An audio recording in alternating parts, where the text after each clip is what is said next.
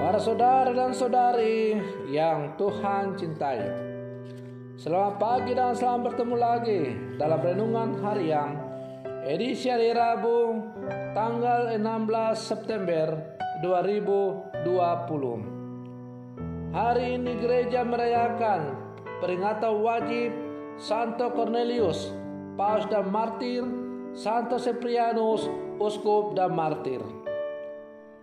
Mengawali hari yang baru ini, kita hendak mendengar dan merenungkan sabda Tuhan.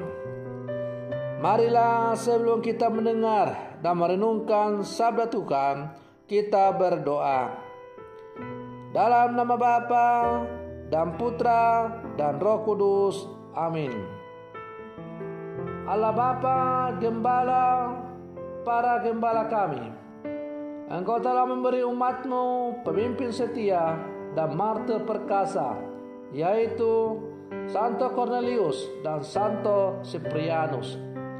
Semoga berkat doa mereka kami tetap teguh, kuat dalam iman dan ulet dalam memajukan kesatuan dan kerukunan di dalam gereja. Bersabdalah ya Tuhan, kami siap untuk mendengarkan. Semoga sabda-Mu yang kami dengar dan kami renungkan untuk mengawali hari yang baru ini dan pada peringatan wajib Santo Cornelius, Paus dan Martir, dan Santo Cyprianus, Uskup dan Martir, semakin memampukan kami untuk setia di jalan salib kami masing-masing. Bersabdalah ya Tuhan, kami siap untuk mendengarkan. Terpujilah Engkau Bapa, Putra dan Roh Kudus, kini dan sepanjang segala masa. Amin. Para saudara dan saudari yang Tuhan cintai, sabda Tuhan yang hendak kita dengar dan kita renungkan bersama diambil dari Injil Lukas pasal 7 ayat 31 sampai 35. Tuhan sertamu. Inilah Injil Tuhan kita Yesus Kristus menurut Santo Lukas. Sekali peristiwa, berkata Yesus kepada orang banyak, dengan apakah akan kuumpamakan orang-orang dari angkatan ini? Mereka sama dengan anak-anak yang duduk di pasar dan berseru-seru, kami meniup seruling bagimu, tetapi kalian tidak menari. Kami menyanyikan kidung duka, tetapi kalian tidak menangis. Sebab ketika Yohanes Pembaptis datang dan ia tidak makan roti dan tidak minum anggur, kalian berkata, ia kerasukan setan. Kemudian Anak Manusia datang, ia makan dan minum, dan kalian berkata, lihatlah, seorang pelahap dan peminum, sahabat pemungut cukai dan orang berdosa. Tetapi hikmat dibenarkan oleh semua orang yang menerimanya. Demikianlah sabda Tuhan. Para saudara dan saudari yang Tuhan cintai, kami meniup seruling bagimu, tetapi kamu tidak menari. Kami menyanyikan kidung duka, tetapi kamu tidak menangis. Yesus hendak melukiskan betapa sulitnya manusia untuk bersikap terbuka dan memiliki kerendahan hati, menghargai serta menerima tawaran-tawaran kebaikan dalam diri yang lain.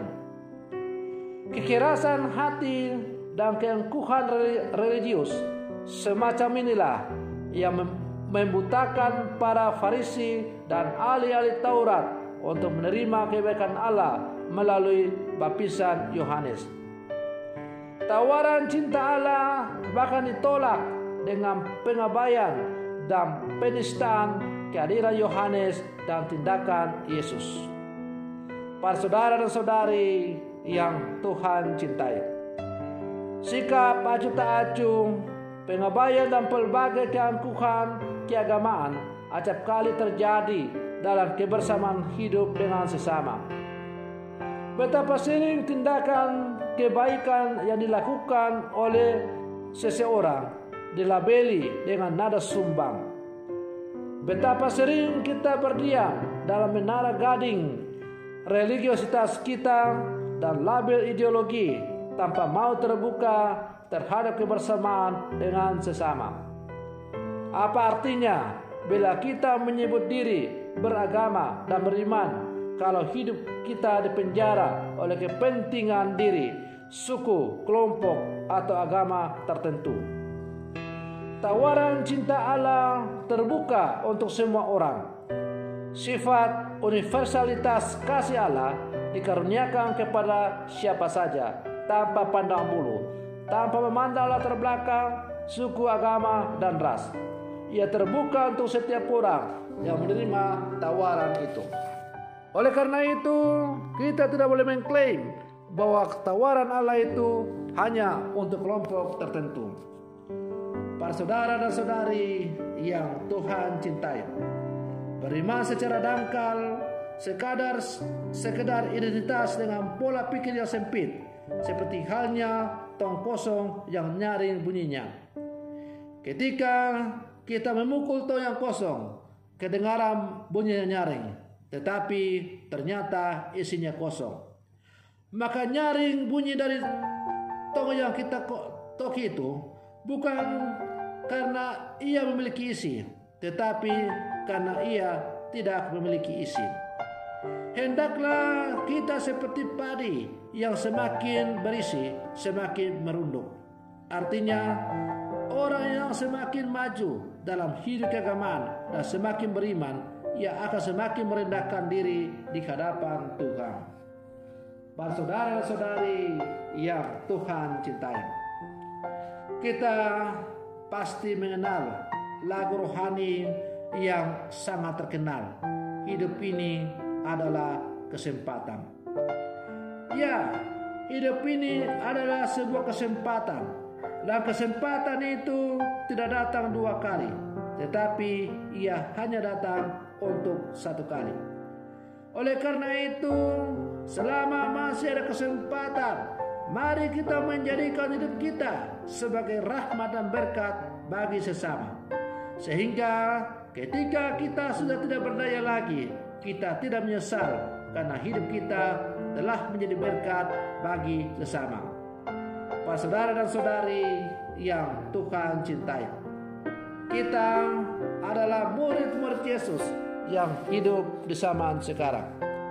Sebagai murid-murid yang hidup di zaman sekarang, hendaklah kita peka dengan situasi dan kondisi yang ada di sekitar kita.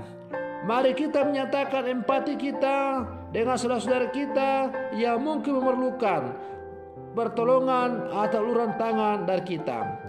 Uluran tangan kasih yang kita berikan itu tidak melulu dalam bentuk material, tetapi uluran kasih yang kita berikan itu bisa dalam bentuk perhatian, dalam bentuk sapaan, cinta, dan sebagainya.